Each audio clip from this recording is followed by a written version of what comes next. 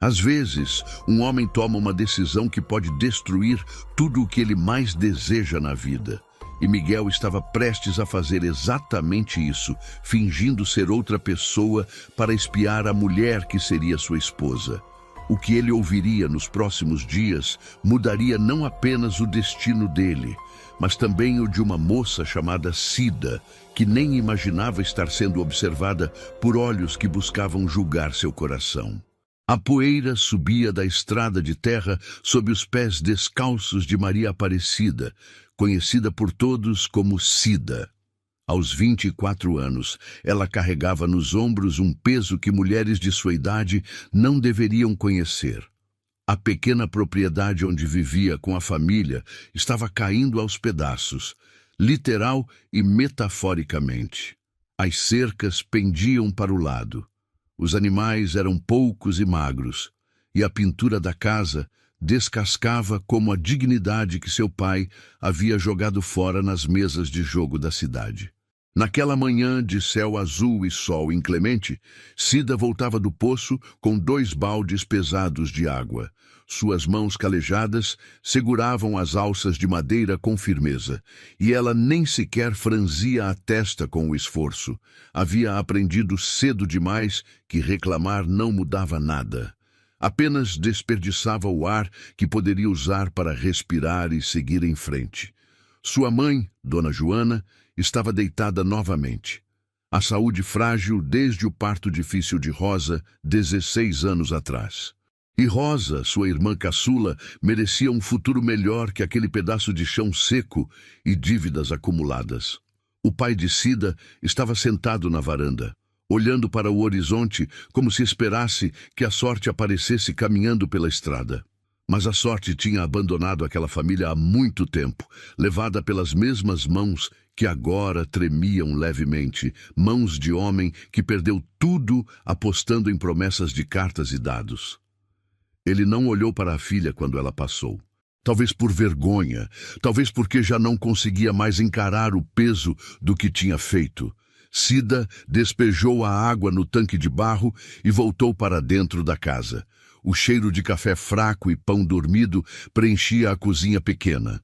Rosa estava na mesa, rabiscando algo num caderno velho, provavelmente sonhando com coisas que meninas de 16 anos sonham. Vestidos bonitos, bailes na cidade, um futuro diferente daquele presente árido. Cida sorriu para a irmã, um sorriso cansado, mas verdadeiro. Tudo o que ela fazia, fazia por Rosa. Para que a menina não tivesse que acordar cedo demais, trabalhar pesado demais, desistir cedo demais. Foi naquela tarde que o pai entrou na cozinha com um envelope na mão.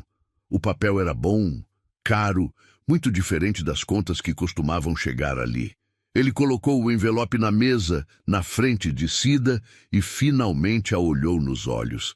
Havia ali um pedido de desculpas que nunca seria verbalizado, mas que ela conseguiu ler na expressão dele. O fazendeiro Miguel mandou uma proposta, disse ele, a voz rouca e baixa. Ele precisa de uma esposa, oferece pagar todas as nossas dívidas e garantir o futuro da Rosa. Em troca, você casa com ele. O silêncio que se seguiu tinha textura, espesso como o ar antes de uma tempestade. Rosa largou o lápis, os olhos arregalados. A mãe, que estava na porta do quarto, segurou o batente da porta como se precisasse dele para não cair. E Cida simplesmente pegou o envelope e o abriu com mãos que não tremiam. Não porque fosse forte, mas porque já tinha chorado todas as lágrimas que tinha direito quando Fernando, aquele rapaz bonito da cidade, tinha sumido da vida dela ao descobrir que a família estava falida. A carta era formal, escrita com letra firme e educada.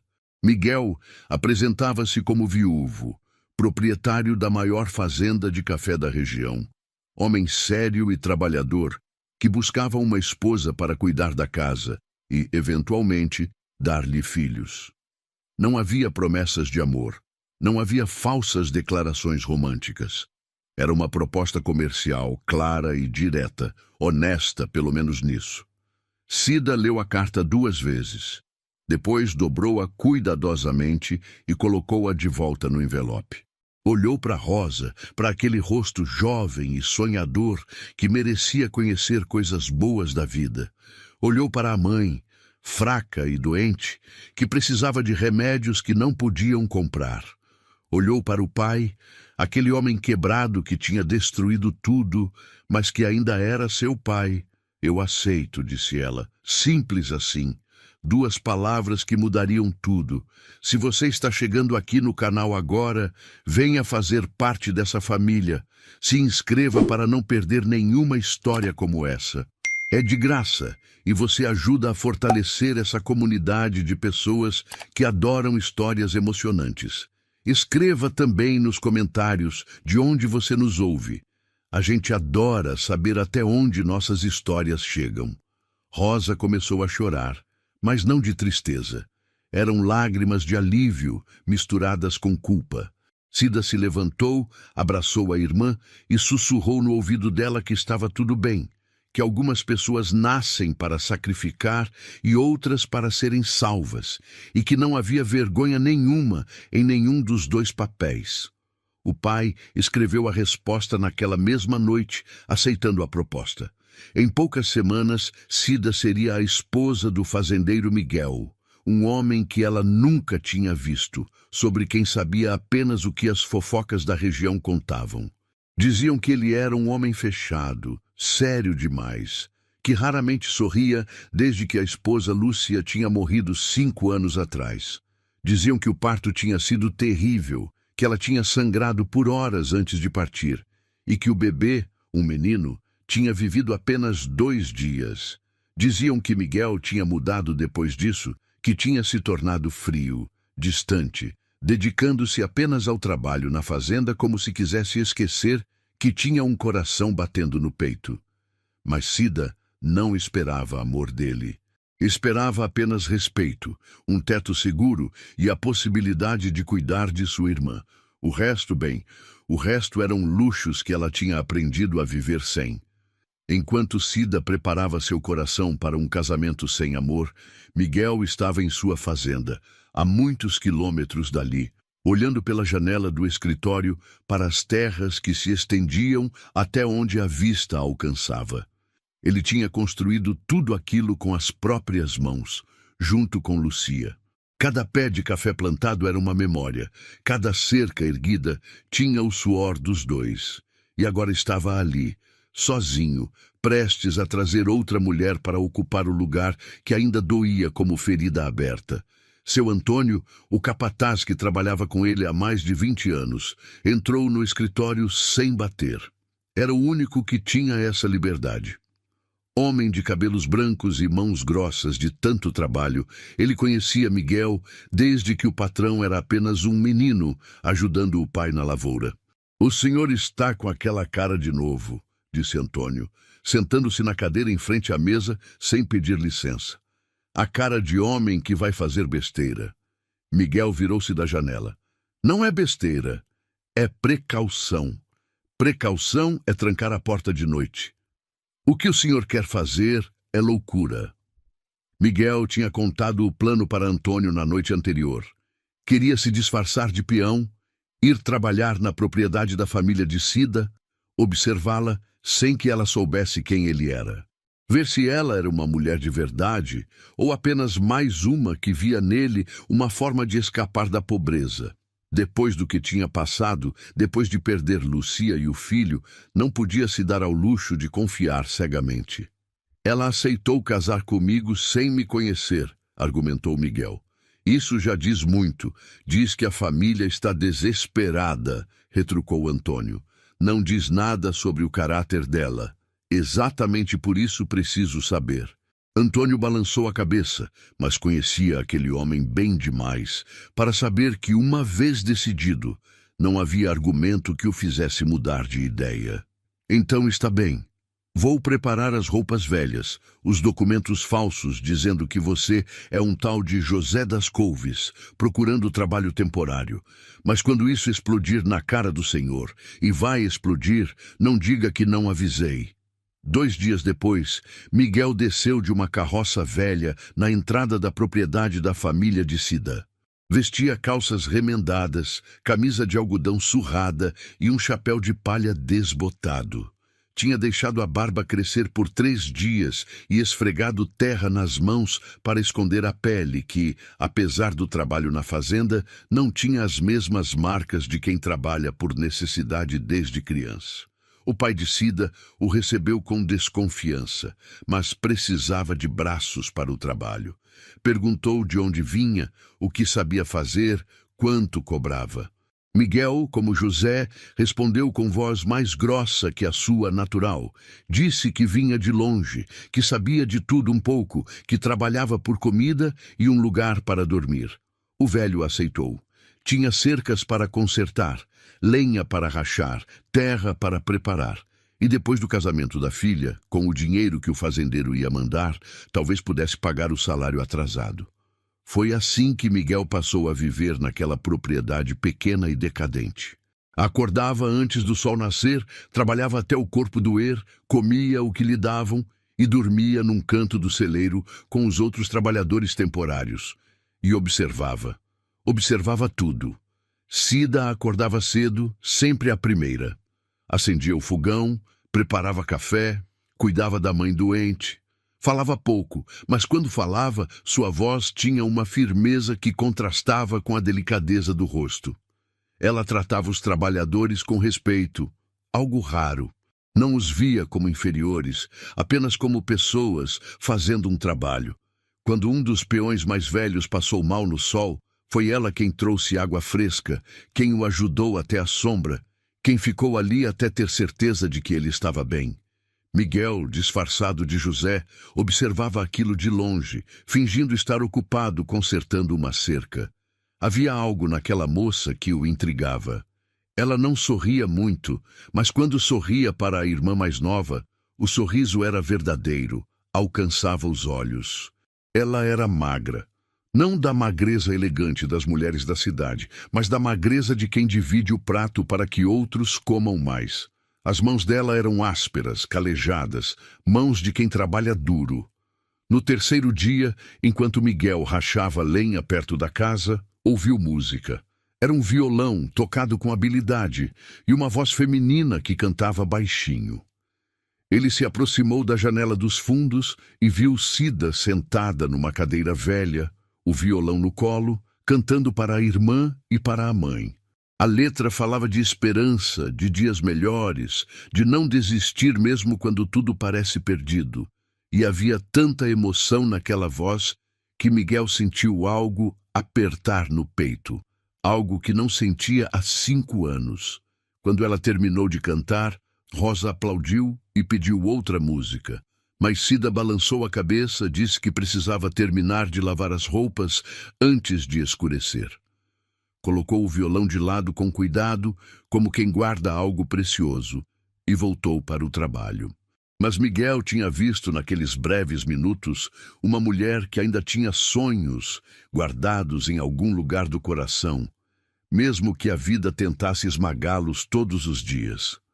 À noite, no celeiro, os outros trabalhadores conversavam sobre suas vidas, sobre as famílias que tinham deixado para trás, sobre os patrões bons e ruins que tinham conhecido.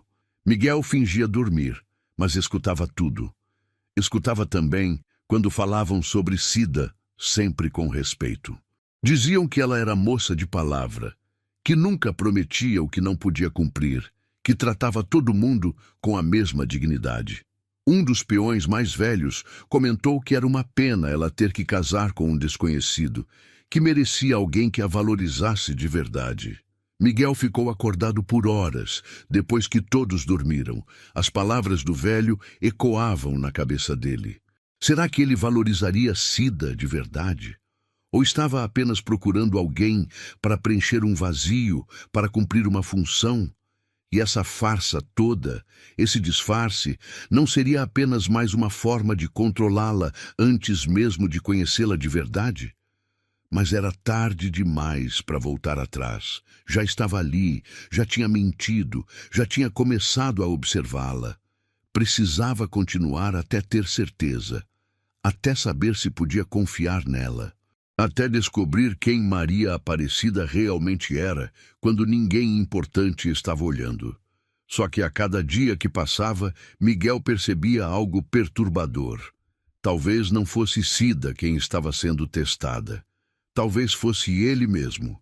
A primeira semana passou devagar, cada dia parecendo ter mais horas que o normal. Miguel trabalhava sob o sol forte, suava, sentia as costas doerem de um jeito que não sentia há anos. Ele tinha esquecido como era trabalhar assim, sem a posição de patrão, sem o respeito automático que o nome dele carregava. Era humilhante e, estranhamente, libertador ao mesmo tempo. Cida mal falava com os trabalhadores além do necessário. Bom dia, boa tarde, o almoço está pronto, cuidado com aquela ferramenta. Frases curtas, práticas, sem espaço para intimidade. Mas Miguel notava os pequenos gestos. Como ela sempre servia os trabalhadores primeiro, antes de comer. Como guardava as sobras melhores para o peão mais velho, que tinha dificuldade para mastigar. Como nunca reclamava, mesmo quando era óbvio que estava exausta. Foi no 8º dia que aconteceu a primeira conversa de verdade entre eles. Miguel estava consertando o portão da frente, uma dobradiça enferrujada que precisava ser trocada. Cida apareceu com um copo de água fresca e um pedaço de pão. "O senhor deve estar com fome", disse ela, estendendo a comida. "Desculpa ser tão pouco, mas é o que temos." Miguel pegou o pão e seus dedos roçaram nos dela por um segundo. "Já é mais do que muitos oferecem", respondeu ele, lembrando-se de manter a voz mais rústica. "A senhora é muito generosa."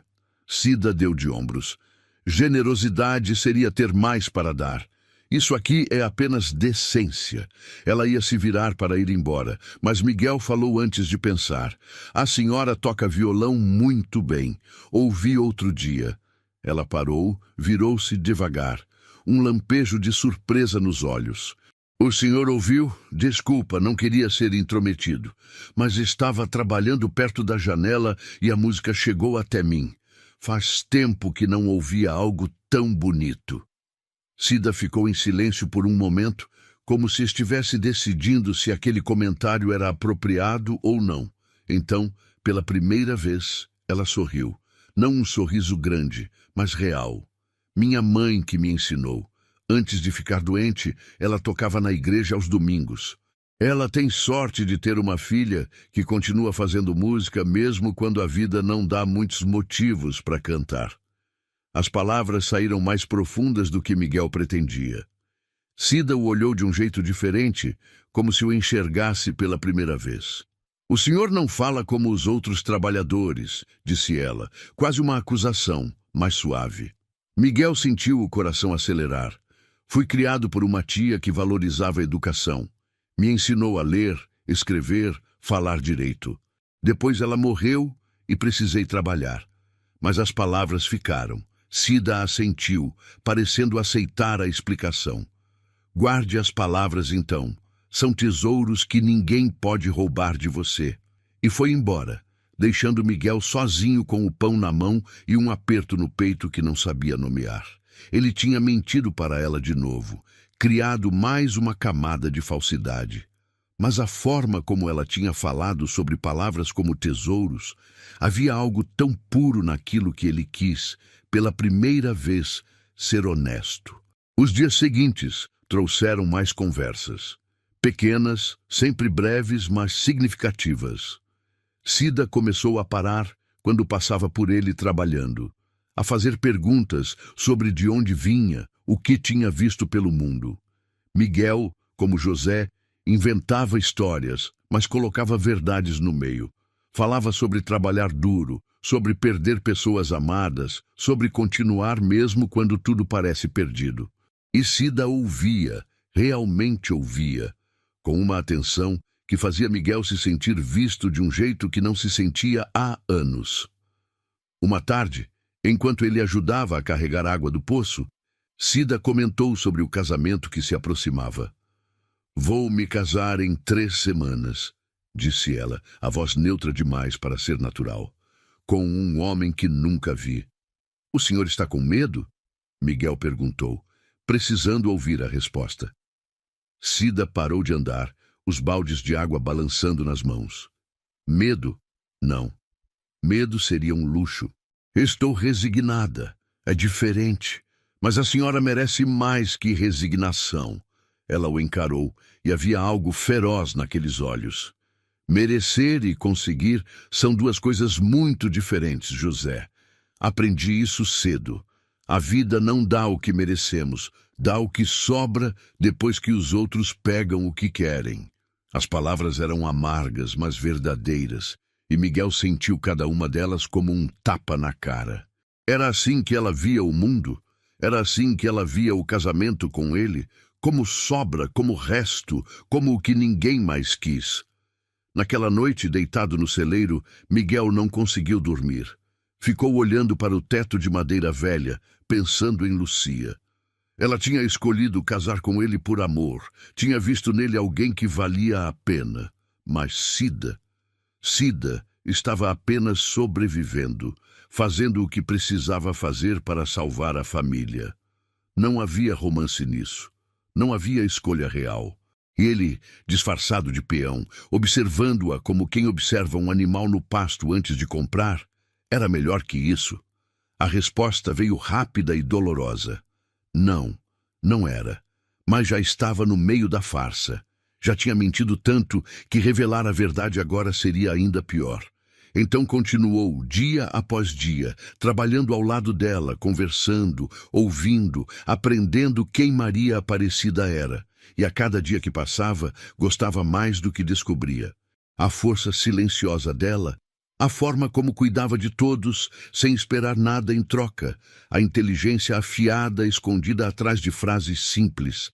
Ela era muito mais do que ele tinha imaginado, muito mais do que merecia. E isso tornava a mentira ainda mais insuportável. Mas Miguel era teimoso, sempre tinha sido. Ia até o fim daquilo, ia descobrir toda a verdade sobre Cida, e depois, encontraria um jeito de consertar a bagunça que tinha criado. Pelo menos era isso que ele dizia para si mesmo todas as noites, antes de finalmente conseguir dormir com a consciência pesando mais que qualquer saco de café que já tinha carregado. A segunda semana trouxe chuva. Não aquela chuva forte que destrói plantações, mas a chuva mansa que o sertão tanto precisava, que fazia a terra suspirar aliviada e as plantas levantarem as folhas para o céu. Com a chuva, o trabalho na roça diminuiu, e os trabalhadores se recolheram ao celeiro, consertando ferramentas, tecendo cestos, matando o tempo. Miguel estava remendando uma corda quando viu Cida correr para o celeiro, encharcada, rindo de um jeito que ele nunca tinha visto antes.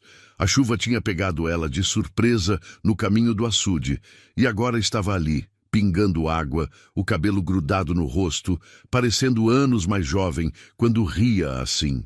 Rosa veio atrás, também encharcada, e as duas se olharam e riram mais ainda. Era um momento raro, de leveza pura, sem o peso das preocupações. Miguel se pegou sorrindo também, contagiado por aquela alegria simples. Quando a chuva diminuiu para uma garoa fina, Cida se sentou num canto do celeiro para secar e Miguel, reunindo coragem, se aproximou. "Posso sentar aqui?" perguntou. Ela assentiu. "Está livre."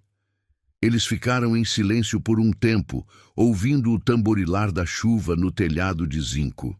Então Cida falou, sem olhar para ele. "O senhor perguntou se eu tinha medo do casamento." Perguntei.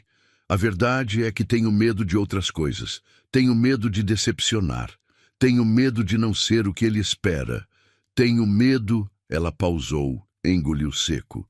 "De morrer como tantas mulheres morrem, tentando dar filhos para homens que mal as conhecem." Miguel sentiu como se tivessem arrancado o ar dos seus pulmões. Ele sabia sobre a morte de Lucia, sabia a dor que tinha sido, mas nunca tinha pensado no medo que outras mulheres carregavam por causa de histórias como aquela. "Minha mãe quase morreu quando teve Rosa", continuou Cida, a voz baixa. "Sangrou por 3 dias. O médico disse que ela não deveria ter mais filhos, que o corpo dela não aguentava. E agora eu vou ter que... Ela não terminou a frase. Talvez o fazendeiro entenda seus medos, disse Miguel, escolhendo as palavras com cuidado. Talvez ele seja compreensivo. Cida soltou uma risada sem humor. Homens ricos não se casam para serem compreensivos. Se casam para terem herdeiros, para continuarem suas famílias. Meu medo não importa. Minha função importa. O senhor já amou alguém? Miguel perguntou, mudando de assunto, mas precisando saber. Ela ficou quieta por tanto tempo que ele achou que não ia responder. Então ela falou. Achei que sim. Tinha um rapaz, Fernando, da cidade. Vinha aqui para visitar uns parentes. Era bonito, falava bonito, prometia coisas bonitas. Ela sorriu, mas era um sorriso triste. Quando meu pai perdeu tudo no jogo, Fernando sumiu, nem se despediu. Mandou um recado com o primo dizendo que tinha arranjado outro compromisso. Miguel sentiu raiva daquele homem covarde que tinha machucado Cida. E o que a senhora sentiu? Sentir? Cida olhou para as próprias mãos. No começo, dor. Aquela dor que parece que vai matar, mas não mata. Só fica ali, doendo. Depois, raiva. De mim mesma por ter sido tola. Por ter acreditado que alguém como ele poderia querer alguém como eu de verdade. E agora só sinto vazio. Como se aquela parte de mim que sabia sonhar tivesse morrido junto com as promessas dele. Ela não morreu, disse Miguel, com uma convicção que surpreendeu até ele mesmo. Eu vi a senhora tocando violão para sua mãe e sua irmã. Vi a senhora rindo há pouco na chuva. Partes machucadas não são partes mortas. Às vezes só estão dormindo, esperando motivo para acordar de novo. Cida o olhou e havia lágrimas nos olhos dela, mas não caíram. O senhor fala de um jeito... José, quem você era antes de virar peão? Alguém que também foi machucado, respondeu Miguel. E isso era verdade. Alguém que também achou que nunca ia conseguir sentir nada de novo. Mas a vida tem dessas coisas. Quando a gente menos espera, aparece uma razão para tentar de novo. Eles ficaram se olhando, e Miguel viu quando a expressão dela mudou. Havia ali algo parecido com reconhecimento, com conexão. Como se ela o visse de verdade, além do disfarce, além das mentiras. E isso assustou ele mais do que qualquer coisa. Está gostando dessa história? Então clique em Valeu Demais para apoiar esse canal. O botão Valeu Demais é uma forma de ajudar financeiramente nosso trabalho. É assim que conseguimos continuar trazendo histórias que tocam o coração de vocês. A chuva parou completamente e Cida se levantou. Preciso voltar para casa. Minha mãe deve estar preocupada. Miguel ficou sozinho no celeiro, com as palavras dela ecoando na cabeça. Ela tinha medo de morrer no parto. Tinha sido traída por um homem covarde. Achava que tinha perdido a capacidade de sonhar. E ele, Miguel, estava ali mentindo para ela, testando ela, como se fosse digno de julgar qualquer um. A culpa era um peso no peito dele, crescendo a cada dia. Mas junto com a culpa, crescia também outra coisa. Algo que ele não sentia há 5 anos. Algo que parecia perigosamente com esperança, com desejo de recomeçar, com a vontade louca de merecer a confiança que Cida estava começando a depositar naquele peão chamado José, sem saber que José e o fazendeiro que a assustava eram a mesma pessoa. E Miguel sabia que estava cavando um buraco cada vez mais fundo. Um buraco do qual talvez não conseguisse sair quando a verdade finalmente viesse à tona. No 16º dia, desde que Miguel tinha chegado ali disfarçado, uma moça da vizinhança apareceu para visitar Cida. Chamava-se Terezinha. Era da mesma idade que Cida, e pelo jeito como as duas se abraçaram, era uma amizade antiga e verdadeira. Miguel estava consertando a cerca dos fundos, um trabalho que permitia que ele ficasse perto da casa sem parecer suspeito. As duas amigas se sentaram debaixo da mangueira no quintal, e ele podia ouvir o murmúrio das vozes, mas não as palavras. Até que elas começaram a falar mais alto, mais à vontade, achando que estavam sozinhas. Então é verdade? A voz de Terezinha tinha preocupação misturada com curiosidade. Você vai mesmo casar com o fazendeiro Miguel? Vou. A voz de Cida era firme, mas cansada. Daqui a uma semana. Mas Cida, você nem conhece o homem. Dizem que ele é fechado, que nunca sorri, que ficou duro depois que a esposa morreu. Como você vai viver com alguém assim? Miguel parou de martelar a cerca, segurando a respiração para ouvir melhor. Seu coração batia forte no peito. Vou viver do jeito que der, respondeu Cida. Não tenho escolha, Terezinha. Meu pai deve para metade da cidade. Rosa precisa de um futuro. Minha mãe precisa de remédios. Se eu não casar, vamos perder tudo. A propriedade, a casa, tudo. Mas e você? E o que você precisa? Silêncio. Miguel arriscou olhar por cima da cerca e viu Cida com o rosto entre as mãos. Eu? Eu preciso parar de ser egoísta e pensar só na minha família. É isso que eu preciso. Não é egoísmo querer ser feliz. Terezinha pegou as mãos da amiga. Você já sofreu tanto com aquele Fernando desgraçado. Agora vai se enterrar viva, casando com um homem que você não ama, que não te ama, só por dinheiro? Não é só por dinheiro. A voz de Cida subiu, cheia de emoção. É por sobrevivência, é por dignidade. É para que minha irmã não tenha que fazer o que eu estou fazendo. Você não entende, Terezinha. Você tem família estruturada, seu pai não joga, sua mãe não está morrendo aos poucos. Você pode esperar por amor. Eu não posso. Miguel sentiu cada palavra como uma pedra sendo jogada nele. Ela estava certa. Ele não entendia. Vivia na fazenda grande, com dinheiro, com escolhas. E estava ali, escondido, julgando a mulher que tinha sido empurrada para aquele casamento pela necessidade. Mas Terezinha não desistiu. E se ele for cruel? E se ele te maltratar? Então vou aguentar, porque já passei por coisa pior. Já passei pela humilhação de ser abandonada quando mais precisava de alguém. Já passei pela vergonha de ver meu pai entregando seu próprio vício.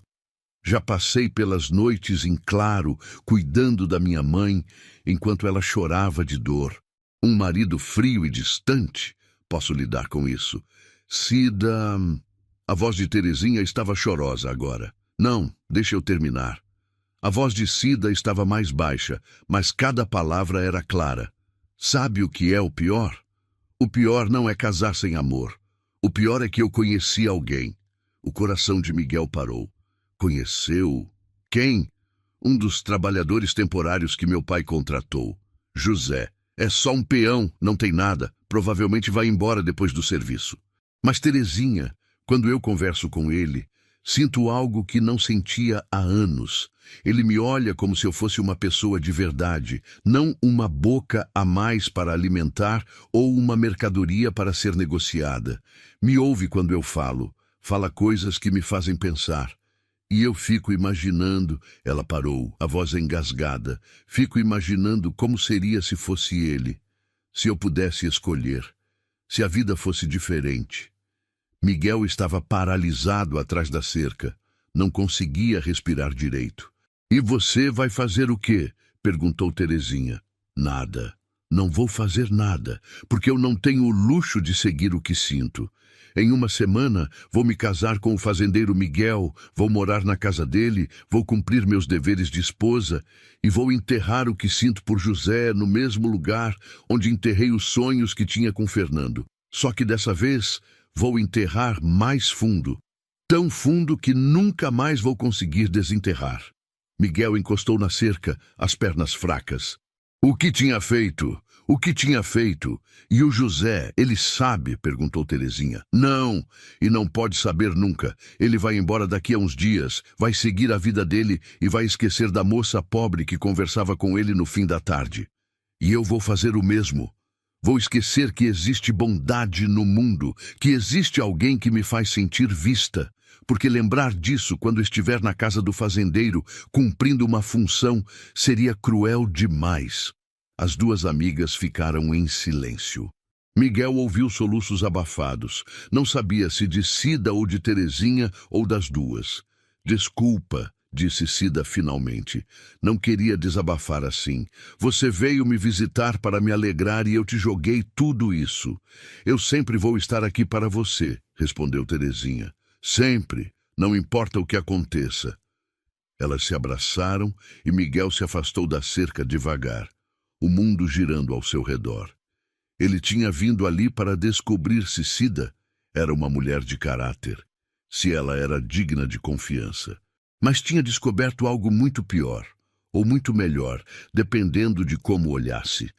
Ela sentia algo por ele, não pelo fazendeiro Miguel, mas pelo peão José, pela versão dele que era honesta sobre dor, sobre perda, sobre recomeços, pela versão que conversava com ela de igual para igual, sem o peso do dinheiro e da posição social no meio. E daqui a uma semana, quando ele aparecesse como Miguel, quando a verdade viesse à tona, ela ia descobrir que José nunca existiu, que tudo tinha sido mentira, que o homem com quem ela tinha se permitido sonhar era o mesmo homem que ela ia ter que casar por obrigação. Miguel saiu dali, pediu dispensa ao pai de Cida, alegando um compromisso urgente na cidade, e voltou para sua fazenda. Chegou e trancou-se no escritório, ignorando as perguntas de seu Antônio. Ficou ali sozinho, olhando pela janela, vendo a tarde cair em tons de laranja e roxo. E pela primeira vez em 5 anos, Miguel chorou. Não pelas perdas do passado, mas pelo futuro que tinha destruído com as próprias mãos antes mesmo de começar. 2 dias depois, Miguel voltou para a propriedade de Cida. Mas não como José, o peão. Voltou como ele mesmo, o fazendeiro Miguel, vestido com roupas caras, chegando numa carroça boa, com seu Antônio ao lado. Era a hora de fazer a visita formal antes do casamento, como mandava a tradição. O pai de Cida o recebeu na porta, nervoso, esticando a camisa velha, penteando o cabelo com os dedos. Seja bem-vindo, fazendeiro. É uma honra tê-lo em nossa humilde casa. Miguel desceu da carroça, o coração batendo rápido. Cida estava na porta da cozinha, enxugando as mãos num pano. Quando seus olhos se encontraram, ela franziu a testa, confusa. Havia algo familiar naquele homem, mas ela não conseguia identificar o quê. Foi seu Antônio quem piorou tudo. Dona Maria Aparecida, deixe-me apresentar seu futuro marido, o fazendeiro Miguel. Cida deu um passo à frente, ainda confusa. Então ela viu o trabalhador que deveria estar consertando a cerca dos fundos. José estava ali, parado, perto dos fundos da casa. Mas não, espera. Ela olhou de novo para o fazendeiro. Os olhos, aqueles olhos ela conhecia. O mundo parou. José? A voz dela saiu num sussurro estrangulado. Miguel não respondeu. Não precisava. A verdade estava estampada no rosto dele, na forma como desviou o olhar, incapaz de segurar o peso da acusação que viria. O senhor? Cida deu outro passo, a voz começando a tremer. O senhor é o José? O pai dela olhou de um para o outro, sem entender nada. Do que ela está falando? Mas Cida não estava ouvindo mais ninguém. Os pedaços estavam se encaixando na cabeça dela. A forma educada de falar que José tinha, as mãos que não eram tão calejadas quanto deveriam ser, as perguntas sobre o casamento, todas as conversas, tudo. O senhor fingiu, disse ela, a voz ganhando volume. O senhor fingiu ser um trabalhador pobre para me espiar, para me testar, como se eu fosse um animal que o senhor estava pensando em comprar. Maria Aparecida. O pai tentou intervir, mas ela o ignorou. Eu contei coisas para o senhor. Cida estava gritando agora, lágrimas escorrendo pelo rosto. Contei sobre Fernando, sobre meus medos, sobre minha mãe. Achei que estava conversando com um amigo, com alguém que me entendia, mas era tudo mentira. O Senhor estava ali me julgando, me avaliando, como se eu fosse mercadoria. Deixe-me explicar, começou Miguel, mas ela não deixou. Explicar o quê? Que o senhor é tão covarde que não teve coragem de me conhecer de frente, que precisou se esconder atrás de roupas velhas e nome falso para descobrir quem eu era? Ela riu, um som amargo e dolorido. Eu achando que o Fernando era o pior. Pelo menos ele foi covarde de cara. Mas o senhor me enganou de um jeito que dói muito mais. Eu só queria saber se podia confiar na senhora, disse Miguel, e foi a coisa errada a dizer. Confiar? Cida deu um passo ameaçador na direção dele. O senhor fala de confiança? O senhor que mentiu desde o primeiro segundo? Que roubou meus segredos fingindo ser outra pessoa? Como o senhor ousa falar de confiança? Se você já passou por uma traição que mudou tudo, deixe um comentário aqui contando como você lidou com isso. Sua história pode ajudar alguém que está passando pela mesma dor agora.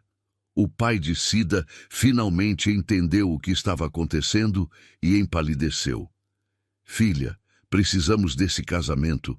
As dívidas... Eu sei, pai. Cida se virou para ele, os olhos em chamas. Eu sei das malditas dívidas. Eu sei que não tenho escolha, mas isso não torna o que ele fez certo. Ela voltou a olhar para Miguel, e havia tanta dor naqueles olhos que ele quis desaparecer. Eu vou casar com o senhor, disse ela, a voz controlada agora, fria. Vou cumprir minha parte do acordo. Vou morar na sua casa. Vou cuidar do que for necessário. Mas nunca, nunca vou perdoar o que o senhor fez. O senhor destruiu qualquer chance de termos algo real antes mesmo de começar. Maria Aparecida, por favor, tente entender... Entender o quê? Que o senhor é igual a todos os outros homens ricos? Que acham que podem fazer o que quiserem porque têm dinheiro? Ela limpou as lágrimas com raiva. Sabe o que é o pior de tudo? O pior é que o José, aquele trabalhador que conversava comigo, aquele eu estava começando a gostar. Mas ele nunca existiu, existiu? Era só uma máscara. Uma mentira para me fazer falar. Miguel sentiu como se tivessem arrancado seu coração. Nada do que eu disse era mentira. Meus sentimentos, minha história com Lucia, tudo era verdade. Mas você não era verdade, retrucou Cida. E isso contamina tudo o resto. O casamento ficou marcado para dali a 5 dias. Miguel tentou falar com Cida várias vezes antes disso, mas ela se recusava a vê-lo. Mandava recados através do pai, curtos e diretos. Os preparativos estavam sendo feitos. A igreja estava reservada. Ela cumpriria sua parte. Na noite antes do casamento, Miguel não conseguiu dormir. Ficou no escritório, olhando para a carta que tinha escrito e rasgado 10 vezes, tentando encontrar palavras que consertassem o que tinha quebrado. Mas não existiam essas palavras. Não existia desculpa boa o suficiente. Seu Antônio apareceu na porta, 2 xícaras de café na mão. Eu avisei que ia dar errado. Avisou, admitiu Miguel. E agora? Agora vou casar com uma mulher que me odeia. Uma mulher que tinha todo o direito de confiar em alguém, e eu destruí essa possibilidade. Ele tomou um gole do café amargo, e vou passar o resto da vida tentando consertar isso, mesmo sabendo que talvez nunca consiga. Seu Antônio assentiu. Então é melhor começar provando com ações, não com palavras, porque palavras o senhor já desperdiçou. E ele estava certo. Palavras não consertariam nada. Só o tempo e ações verdadeiras teriam alguma chance, se é que tinham. O casamento aconteceu numa manhã fria. Cida usava um vestido simples, emprestado de uma prima, e não olhou nos olhos de Miguel durante toda a cerimônia. Quando o padre perguntou se ela aceitava aquele homem como marido, ela demorou tanto para responder que as pessoas começaram a se mexer desconfortáveis nos bancos. Finalmente, ela disse sim. Mas foi um sim que soou como não. A festa foi breve, sem alegria real. As pessoas comiam, bebiam, fingiam que estava tudo bem. Rosa chorou durante toda a celebração, agarrada à irmã. A mãe de Cida, fraca demais para sair da cama, tinha ficado em casa. E Miguel ficou num canto, observando a mulher que agora era sua esposa evitar qualquer contato visual com ele. No fim da tarde, eles subiram na carroça que os levaria para a fazenda. Cida se sentou o mais longe possível dele, olhando para a paisagem que passava. Não falou uma palavra durante toda a viagem de 3 horas. Quando chegaram, ela olhou para a casa grande com expressão neutra. Era bonita, bem cuidada, muito maior que qualquer lugar onde tinha morado. Mas podia ser um palácio ou uma prisão, dava no mesmo para ela. Seu Antônio ajudou-a a descer, gentil. Seja bem-vinda, Dona Maria Aparecida. Obrigada, seu Antônio, ela respondeu, e foi a primeira vez que falou desde o casamento. Miguel mostrou a casa, os quartos, a cozinha, a sala, a biblioteca. Ela seguia em silêncio, memorizando tudo. Quando chegaram ao quarto principal, ele parou na porta. Esse seria nosso quarto, disse ele, mas posso dormir no quarto de hóspede se a senhora preferir. Prefiro, ela respondeu sem hesitar. Nos primeiros dias, eles viveram como estranhos sob o mesmo teto. Cida acordava cedo, cuidava da casa com a ajuda das empregadas, preparava as refeições. Era educada com todos, mas distante de Miguel. Ele tentava conversar no jantar, fazer perguntas sobre o dia dela, mas as respostas eram sempre curtas, práticas. Uma semana depois do casamento, Miguel tomou uma decisão. Chamou Cida até o escritório. Ela entrou com a postura de quem vai para uma batalha. Eu quero que a senhora seja minha sócia, disse ele sem rodeios. Cida franziu a testa. Como assim? Quero que a senhora participe das decisões sobre a fazenda. Tem algumas ideias sobre melhorias nas casas dos trabalhadores, sobre escola para as crianças. Quero ouvir suas opiniões. Por quê? Porque a senhora é inteligente, porque viu de perto as dificuldades que trabalhadores enfrentam, e porque essa fazenda é sua agora também. Cida o olhou com desconfiança. Isso é outro teste? Não, disse Miguel, segurando o olhar dela. É uma tentativa de ser o homem que deveria ter sido desde o início, de tratá-la como parceira, não como propriedade. Ela não respondeu na hora. Mas 2 dias depois, apareceu no escritório com uma lista de sugestões escritas numa letra caprichada. Miguel leu cada item, impressionado com a praticidade e a compaixão por trás de cada ideia. Eles discutiram, concordaram em alguns pontos, negociaram outros, e pela primeira vez desde o casamento, Cida falou com ele por mais de 5 minutos seguidos. As semanas passaram. Miguel implementou todas as sugestões dela, reformou as casas dos trabalhadores, construiu uma escola pequena para as crianças, trouxe um médico da cidade para atender as famílias que moravam na propriedade. E sempre que tomava uma decisão importante, chamava Cida para conversar. Ela começou a amolecer, devagar, como gelo derretendo sob sol fraco. Não perdoou, mas começou a ver esforço. Começou a reconhecer que ele estava tentando ser diferente. Foi então que apareceu Augusto, primo de Miguel. Homem na casa dos 40, bem vestido, mas com olhos de quem vive além das posses. Chegou sem avisar, dizendo que vinha conhecer a nova esposa do primo. Mas seu Antônio descobriu a verdade. Augusto estava afogado em dívidas. Se Miguel morresse sem filhos, a fazenda seria dele. E ele estava espalhando rumores pela região, dizendo que o casamento era inválido porque Miguel tinha enganado Cida, que ela tinha sido coagida.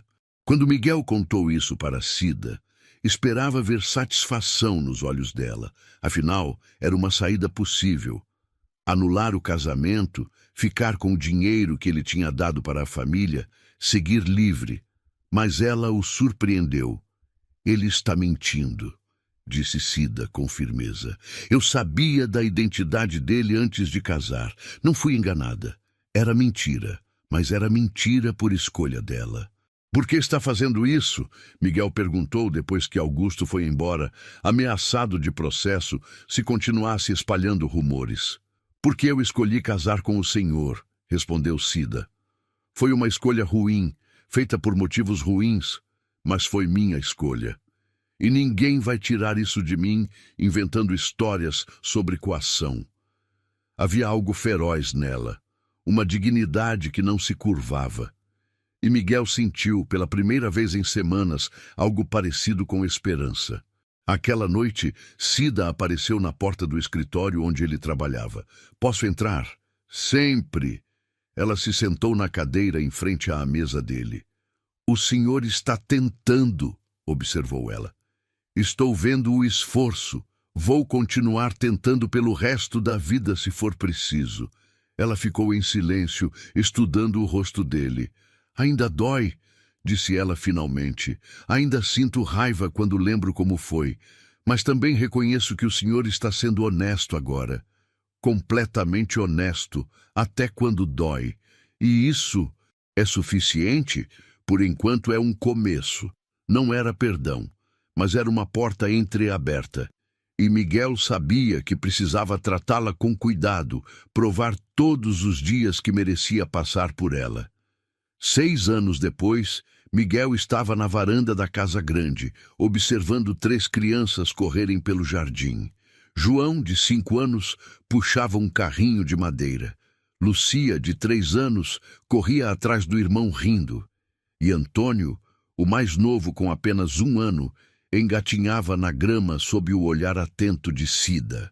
Ela estava diferente agora. Não era mais a moça magra e tensa que tinha chegado ali 6 anos atrás. Tinha ganhado peso. O rosto tinha mais cor. E ela sorria. Sorria de verdade, frequentemente, especialmente quando olhava para os filhos. O primeiro nascimento tinha sido o mais difícil. Cida estava apavorada e Miguel tinha ficado ao lado dela cada segundo, segurando sua mão, enxugando o suor, sussurrando que estava ali, que não ia deixá-la sozinha. Tinha trazido o melhor médico da capital, tinha garantido que tudo seria feito para protegê-la. E quando João nasceu saudável e Cida sobreviveu ao parto sem complicações, os dois tinham chorado de alívio. Miguel chamou Cida da grama.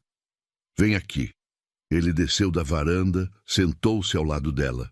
Antônio imediatamente engatinhou para o colo do pai, babando e rindo. Estava pensando, disse Cida, em como as coisas mudaram. Para melhor, espero. Ela o olhou e havia carinho ali. Muito melhor. Mas sabe de uma coisa? Às vezes ainda penso naqueles dias quando o senhor era o José. Miguel ficou tenso. Ainda dói? Não como antes. Agora vejo diferente. Ela pegou a mão dele. O José me mostrou o homem que o Senhor poderia ser quando não tinha medo, quando era honesto sobre suas dores. E o Miguel passou os últimos 6 anos provando que José não era mentira, era apenas uma parte do Senhor que precisava de coragem para aparecer. Eu te magoei muito, disse Miguel. Essa verdade nunca vai mudar. Magoou. Ela concordou. Mas também me ensinou algo importante. Me ensinou que pessoas podem mudar, que erros podem ser consertados se a pessoa realmente tentar, que fundações rachadas podem ser reconstruídas se tivermos paciência. Ela olhou para as crianças. João estava mostrando algo para Lucia e os dois riam juntos. Quando João crescer, continuou Cida, vou ensinar ele a nunca mentir para quem ama. Mas também vou ensinar que todos cometem erros e que grandeza está em reconhecer e consertar. Porque foi isso que o Senhor fez. Miguel beijou a testa dela lentamente. Te amo, disse ele, e quando falo isso, falo para a Cida, que conheci como José, e para a Cida, que aprendi a conhecer de verdade nesses anos todos. São a mesma pessoa. Sempre foram. Eu também te amo, respondeu ela. Demorei para chegar aqui, mas cheguei. E é amor verdadeiro, construído com paciência, com honestidade, com perdão que não foi fácil, mas foi possível. Rosa apareceu na varanda. Tinha 19 anos agora. Estudava na cidade com o dinheiro que Miguel pagava. E tinha um pretendente sério, um rapaz bom que a tratava com respeito. Cida, Rosa chamou. Trouxe o bolo que você pediu. As duas irmãs se abraçaram. A mãe delas tinha falecido 2 anos atrás, mas em paz, sabendo que as filhas estavam bem. O pai tinha parado de jogar, envergonhado demais para voltar às mesas, e agora cuidava de um pedaço da fazenda que Miguel tinha dado para ele administrar. Não era perfeito, mas estava tentando. Aquela noite, depois que as crianças dormiram, Cida e Miguel ficaram na varanda, olhando as estrelas. Sabe o que seu Antônio me disse hoje? Perguntou Miguel. O quê? Que a fazenda nunca esteve melhor, que os trabalhadores são mais felizes, mais produtivos, que as famílias têm melhor qualidade de vida. E que tudo isso começou com suas ideias. Nossas ideias, corrigiu Cida. A gente faz tudo junto agora. É verdade. Ele pegou a mão dela. Às vezes penso em como seria se eu não tivesse mentido desde o início, se tivesse te conhecido honestamente. Cida pensou por um momento. Talvez a gente não tivesse essa história. Talvez eu nunca tivesse visto o José em você. Talvez você nunca tivesse aprendido que precisava mudar. Ela apertou a mão dele. Não estou dizendo que foi certo o que você fez. Ainda não era. Mas o que construímos depois, isso sim foi certo. Eles ficaram em silêncio, o tipo de silêncio confortável de quem não precisa preencher cada segundo com palavras. José, ela o chamou, usando o apelido que agora era carinho, não mais dor. Sim, obrigada por não desistir de nós. Nunca vou desistir, prometeu ele. Nunca, e ele cumpriu essa promessa. Nos anos que vieram, nos desafios que enfrentaram, nas alegrias e tristezas que compartilharam, Miguel provou todos os dias que merecia a segunda chance que Cida tinha dado. Não porque era perfeito, mas porque era honesto sobre suas imperfeições. E Cida, por sua vez, aprendeu que perdão não é esquecer, é escolher construir algo novo sobre as ruínas do que foi quebrado. A história deles não era um conto de fadas. Era melhor que isso. Era real, com cicatrizes e tudo, mas era deles. E no final, descobriram que amor verdadeiro não é aquele que nasce perfeito. É aquele que sobrevive aos erros, cresce através do perdão e se fortalece com cada escolha diária de ficarem juntos, de serem honestos, de tentarem sempre ser melhores um para o outro. E assim termina a história de Cida e Miguel. 2 corações que aprenderam que confiar de novo é possível, que perdão pode ser construído tijolo por tijolo, e que os finais mais bonitos nem sempre são os que começam perfeitos, mas os que são conquistados com verdade, paciência e amor que não desiste. Se você chegou até o final e ainda não se inscreveu, esse é o momento perfeito para fazer parte dessa família. E me conta nos comentários. Você já passou por uma situação onde teve que perdoar algo difícil? Como foi esse processo? Adoro ler cada comentário e saber como essas histórias tocam vocês. Muito obrigado por estar aqui e fazer parte dessa comunidade que cresce a cada dia. Até nosso próximo encontro.